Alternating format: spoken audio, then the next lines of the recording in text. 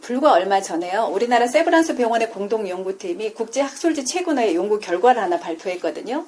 그런데 이 연구의 내용이 뭐였냐면 나트륨을 많이 먹었을 때 이게 심혈관계 질환이 유도가 돼서 사망에 직접적인 영향을 줄 수 있는지 그걸 알아보기 위한 거였어요. 굉장히 관심 있는 주제실 듯 합니다. 이 연구의 배경에서 중요한 게 저는 세 가지라고 생각을 해요. 그 세 가지가 뭐냐면 이 연구를 무려 10년간이나 추적 관찰했다라는 거고요. 그리고 또 다른 나라가 아닌 우리나라 사람들만을 대상으로 연구를 했다라는 거고요. 그리고 참여한 인원이 무려 14만 3,050명. 굉장히 많죠. 그러니까 우리나라 연구에 참가 인원으로는 굉장히 많은 수라고 합니다. 이 WHO에서 권장하는 하루 나트륨의 섭취량은 2g이에요. 그리고 한국인의 평균 섭취량은 그것의 1.6배인 대략 3.3g 정도 되고요. 이번 조사에서 그 연구에 참가한 대상자들의 일평균 나트륨 섭취량은 2.5g이었다고 합니다.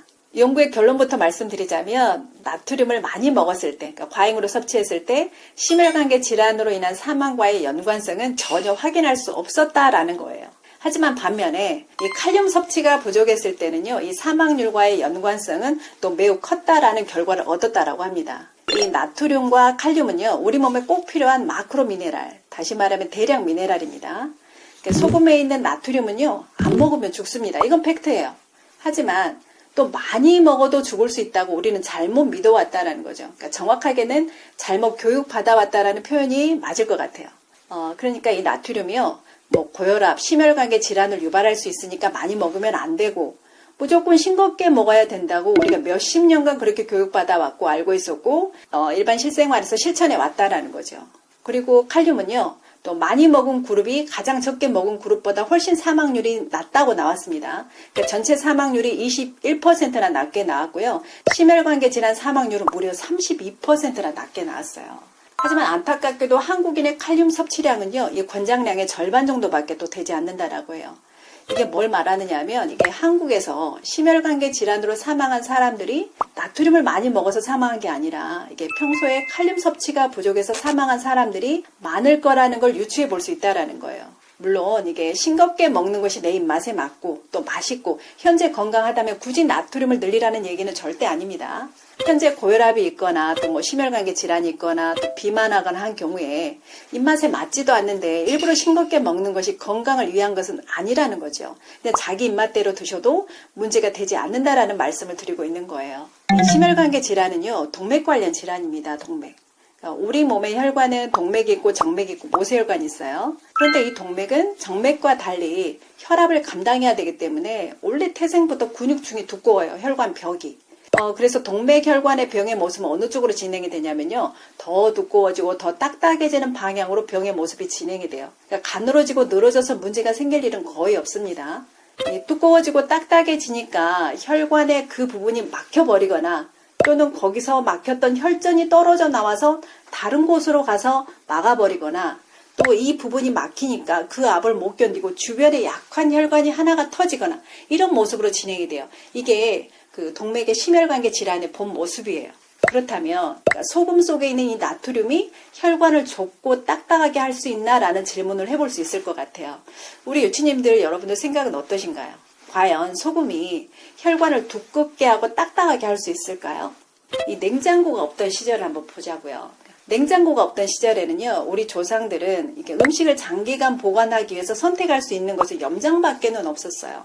그러니까 젓갈, 굴비, 김치, 자반, 또 외국은 햄이나 베이컨이 있고요. 그러니까 지금보다 염분에 훨씬 더 많이 노출되었다는 거죠. 만약에 나트륨이 원인이라면 지금이 아니라 냉장고가 없던 그 시절에 고혈압이 훨씬 많았어야 했고요. 그래야 소금과 고혈압의 연관성이 성립되는 거죠. 하지만 그때는 아시다시피 고혈압이 거의 전무하다시피 했습니다. 그러니까 극소수에 잘 먹어서 정말 비만이 생긴 사람들을 제외하고는 없었어요. 그렇다면 이 소금이 아닌 어떤 것이 동맥을 딱딱하게 하고 두껍게 해서 심혈관계 질환을 유발할까요? 예, 맞습니다. 과행의 탄수화물이에요. 좀 더 자세히 말씀드리자면 흰쌀밥, 흰밀가루, 흰설탕 같은 그 흡수가 빠른 당분들이죠. 얘네들이 결국은 혈관 내벽의 생채기, 즉 스크래치를 내는 거고요. 그 스크래치를 치료하기 위해서 혈액을 돌아다니고 있던 이 콜레스테롤이 혈관 내벽에 이불처럼 쫙 둘러지면서 쌓이는 거고요. 이렇게 해서 혈관이 두꺼워지고 딱딱해지는 거죠. 이건 제가 예전에 영상에서도 자주 말씀드렸던 내용이기도 합니다. 그리고 칼륨이 부족했을 때 심혈관계 질환과 밀접한 관련이 있다고 했죠. 이 칼륨은 소금의 나트륨을 조절해주는 조절자로서도 정말 중요해요. 그러니까 예를 들면 나트륨을 과하게 먹었어도 칼륨이 충분하면 나트륨을 조절해줄 수 있다는 거죠. 이 칼륨이 몸에서 부족하면 빈맥성 부정맥이 올 확률이 높아집니다. 또 혈관이 확장이 잘 안 되고요. 그러니까 이제 고혈압이 올 수 있고요. 또 부족하면 근육 경련을 일으킬 수도 있어요. 이 심장은요, 칼륨의 수치에 민감하게 반응을 합니다. 이 칼륨 섭취가 정상 범위를 조금만 벗어나도요, 심장은 부정맥을 일으켜요. 거기서 조금만 더 벗어나면 심장이 멈추게 됩니다. 그러니까 심정지가 온다는 거죠. 이 우리 몸은 유전적으로 이 생존에 유리한 방향으로 진화돼 간다는 것은 잘 아실 거예요. 지금도 그렇게 진화돼 가고 있고요. 이 원시시대 때 우리는 본래 초식, 육식 다 하는 잡식 동물이었어요. 하지만 육식은 어쩌다 목숨 걸고 동물을 사냥하는 데 성공해야만 한두 번 정말 귀하게 얻어먹을 수 있는 음식이었죠. 그래서 잡식성이지만 초식동물처럼 거의 풀과 열매로 살았을 수밖에 없었고요. 그러다 보니까 자연스럽게 칼륨이 많은 식물을 오랜 시간 동안 주식으로 삼게 되었습니다. 그래서 우리 몸 안에서는요, 항상 많고 넘쳐나는 칼륨보다는 상대적으로 부족한 나트륨이 훨씬 더 귀했던 시간을 오랜 시간 보내면서 진화를 해온 거죠. 그러면서 칼륨은 흔하니까 배출시키고 나트륨을 귀하니까 저장하는 쪽으로 우리는 진화 과정을 거쳐왔고요. 이게 세월이 지나면서 의료 전문가들이 나트륨을 부정적으로 인식하게 된 계기가 된 거예요. 그러니까 다시 말씀드리자면 싱겁게 먹는 것이 좋다, 짜게 먹는 것은 무조건 나쁘다라는 잘못된 의학상식이 자리 잡게 된 배경이 이 진화의 시스템 때문이라는 거죠. 그래서 이 나트륨을 줄이라고 할 게 아니라 이 근원적인 칼륨의 보충에 대해서 우리 같은 사람들이 자주 말씀을 드려서 잘못된 의학상식을 바로잡을 수 있게 해드려야 된다고 저는 생각을 합니다. 그런데도 그래도 짜게 먹으면 삼투압 때문에 수분 보유량이 많아지니까 혈압이 올라갈 것 같은데 그래서 결과적으로 문제가 되지 않을까 하는 불안감이 계속 들 수 있어요. 이 소금 때문에 높아진 혈압은요, 일시적이기도 하고요. 또 시간이 조금만 지나도 우리 몸의 항상성에 의해서 이 혈액의 소금 농도가 0.9% 등장액으로 맞춰지면서 혈압은 바로 다시 조절이 됩니다. 그리고 혈압은요, 수분 보유량이나 혈액량이 많아져서 올라가는 게 아니고요. 이 혈액을 담는 그릇인 혈관이 딱딱해지고 좁아져서 혈관에 저항이 생기니까 문제가 생기는 거라고 제가 말씀을 드렸습니다. 그리고 더해서 혈액이 끈적해져서 문제가 생기는 거고요. 다시 한번 말씀드리지만 일부러 짠 게 싫은데 짜게 드시라는 얘기가 절대 아닙니다. 짭짤한 게 입맛에 맞는 분들은 그렇게 드셔도 된다는 얘기를 하고 있는 겁니다. 그냥 입맛에 맞게 드시라고요. 그래도 되신다고요. 10년에 걸쳐서 연구한 결과가 발표됐고 또 그동안에 많은 기능과 가시는 의사선생님들이나 약사님들도 그렇게 말씀드려왔죠. 오히려 이 소금의 섭취가 부족해서 건강 문제에 빨간불이 켜진 분들이 많아요. 주변에 보면 이 다이어트 한다면서 저염식 식단을 유지하는 사람들이 많으시잖아요. 이런 분들은 주의하셔야 될 것이 몸이 냉증으로 빠지기가 아주 쉬워요. 그래서 주위를 보면 이 냉한 사람 중에 싱겁게 드시는 분들이 그렇게 많아요. 평소에 몸이 마르면서 냉한 분들은요, 항상 음식을 일부러 간간하게 먹으려고 더 노력을 하셔야 됩니다. 이 바닷물이 얼지 않는 이유가 뭔지 아시나요? 물에 녹아있는 소금 때문이에요. 이 소금은 몸을 따뜻하게 하는 1등 공신입니다.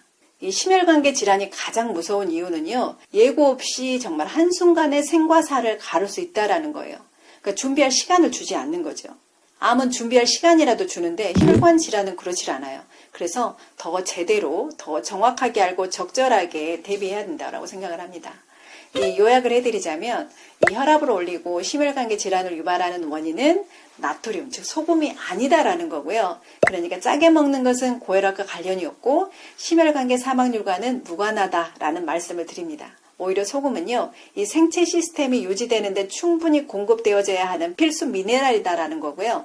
하지만 반대로 이 칼륨의 결핍이 혈압 조절에 중요한 관건이 되니까 평소에 채소를 충분히 드시고 또 일부러 칼륨이 많은 채소류를 찾아 드시는 것도 현명한 방법이 되실 것 같아요. 그리고 심혈관계 질환의 원인은 뭐라고요? 혈관을 딱딱하게 하고 좁아지게 하는 것들이라 그랬어요. 이 혈관을 딱딱하고 좁아지게 만드는 원인은 탄수화물이다 라는 얘기를 드립니다. 우리 유치님들 음식 간 맞춰서 짭짤하게 드실 때 혹시나 혈압 올릴까 걱정하면서 드시지 말고요. 맛있게 드세요. 다만 칼륨이 많이 든 채소, 또 그리고 과일, 도정을 최소한 전곡류 충분히 드셔주시면 됩니다. 음식에서 충분히 못 드신다 싶으면 칼륨이 든 영양제 선택해서 드시고요.